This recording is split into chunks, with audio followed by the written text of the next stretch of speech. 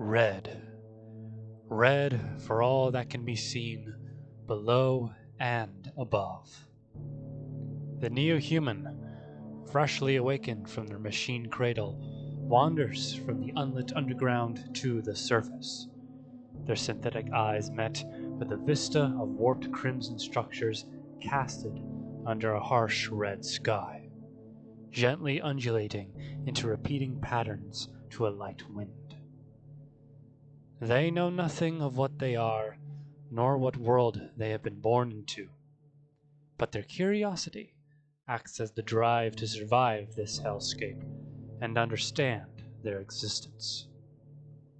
And so, they walk forth with nail gun in hand and begin with the first step in understanding: observing.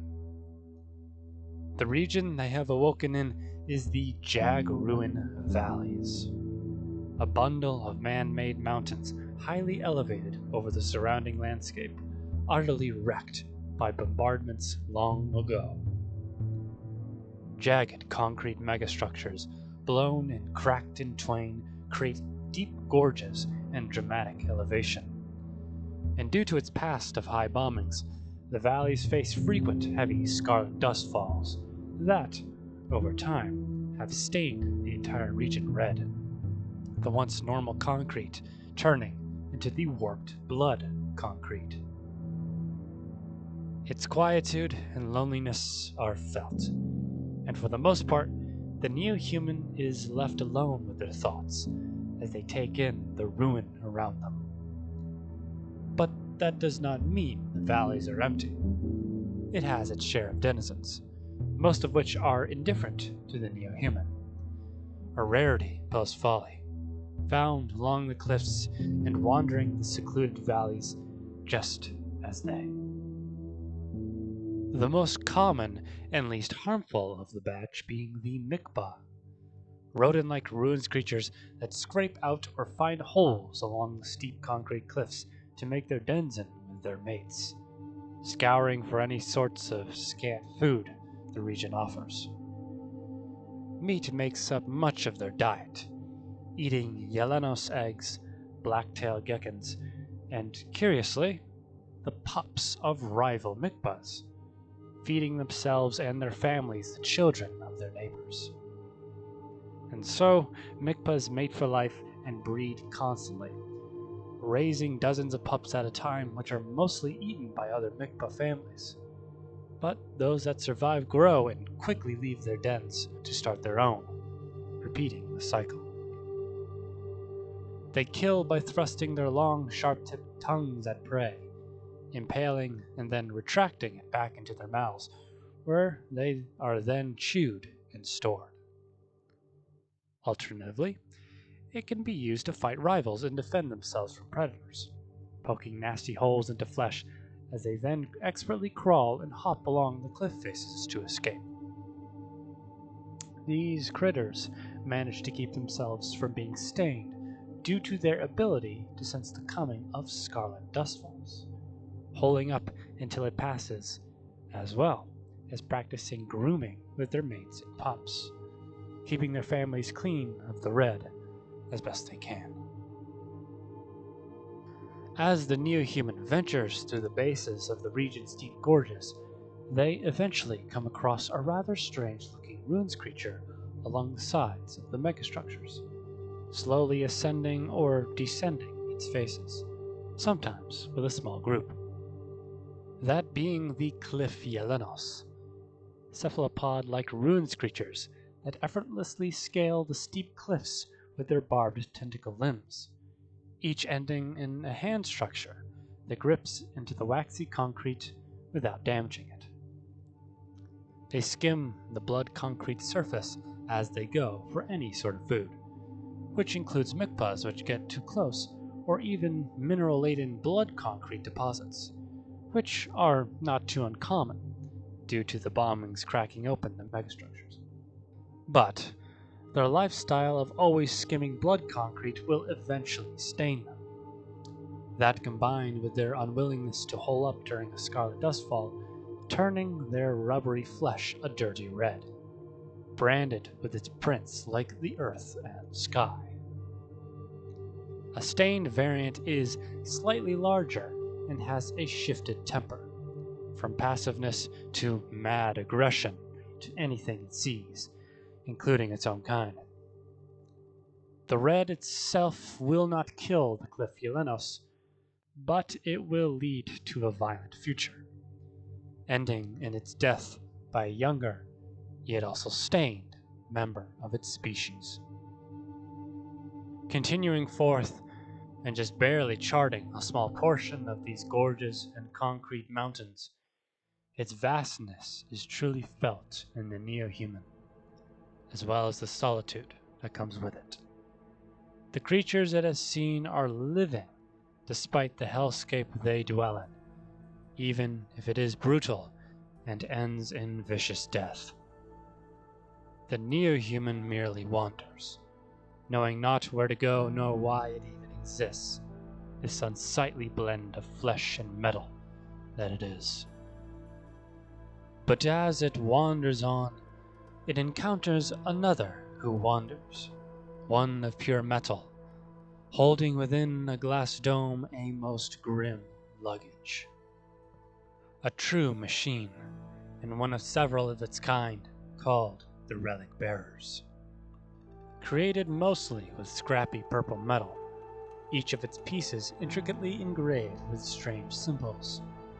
These odd robots all carry the sacred, yet failed, remains of beings called the Saints, either wandering the valleys or resting in place, looking out into the ruin as if they, creations of technology, have a spirit. Ordinarily passive, they pose no threat to the neo-human, for their purpose was not to wage war or guard facilities, but to bear the traces of the saints who could not go on. If one stops and listens, they may hear the echoes of their design, and the severed remains is shame. The tongue wanders through a spacious valley covered in rubble, over time forming blood concrete mounds that it climbs with ease, thanks to its clawed hands which can extend and pull itself fair distances. If listened to, the severed tongue can be heard in the wind like it should have been. Its voice, its tongue, shall build the traces across the earth, to found the new world, shaved of sin and shining like gold and silver.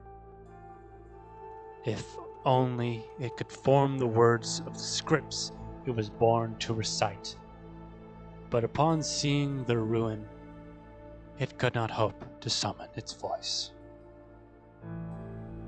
The torso meanders about in a shelf between two gorges, partially littered in blood concrete rubble and the ruins of what was once a tall structure, its rusted columns and foundation all that is left. If approached, the bearer will stop, and mixed with the light wind, the torso mutters the trace of shame. The body is the pillar which holds flesh and spirit aloft. And when flesh and spirit conjoin into upper light, man will become the pillars which hold heaven aloft. If only its body could have carried its weight.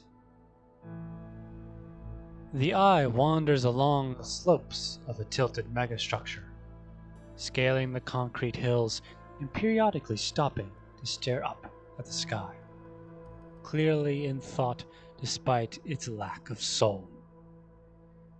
If approached while looking at the red above with its bright yet empty eye, it shall tell of its lament in the neo-human's mind. Its eye, with its focus, shall peer beyond the red skies. Its light shall pierce the darkness of space above and space in mind. Clouded no more by stain and ignorance, the way forward will be clear, just as it should have been. If only its other eye opened. If only it could see past the red. At the wrecked peak of a megastructure can be found the ravaged bones of a metal building, collapsed and rusting at the passage of time. To its side is a small path leading down away to a sheltered, spacious ledge, untouched by the vicious bombings. A large gazebo of sorts sits in its center, surrounded by withered flora. Once a garden, but now a corpse. Pacing in the gazebo and looking out at the vista is the Organs, bearing an uncanny face that is just for decoration. The bearer will approach the new human, pointing to the dead garden it rests in as it retells its design. The Organs shall be the seeds from which new flowers sprout and blossom in this ruin, for the old only wilts and blacken under the red. Like the ancestors, the first gifts will be remade, and the new world shall be covered and lightened by them. If only the stars shone for them before folly. As the neo-human explores this ruin, the more they learn that what they see, and what all else survive in, was not always the hellscape it is. It was made this way, long ago, and all the strange murals, consistent symbols, ornate machines, and plentiful wrecked structures tells of a history as, if not more, vast than the region it awakened. There is more to see and more to find in these valleys and beyond, but as it stands now, the wanderer deserves rest. Patience, peering soul. The valleys have yet to be charted, and more of its wonders and secrets will be revealed when they are ready. Farewell, and see you once more in the next entry.